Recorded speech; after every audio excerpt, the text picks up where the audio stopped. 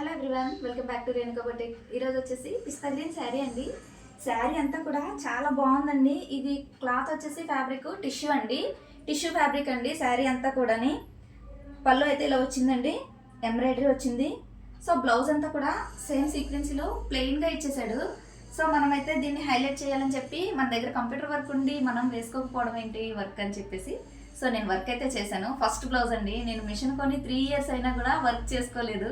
ఈ చీర మహిమ ఏంటో కానీ ఇది రాగానే ముందు నాకు వర్క్ చేయాలనిపించింది. నాకైతే బాగా నచ్చింది. వర్క్ కూడా చాలా సింపుల్గా చేశానండి. చూడండి, పింక్ అండి, పింక్ అండ్ గ్రీన్ కాంబినేషను.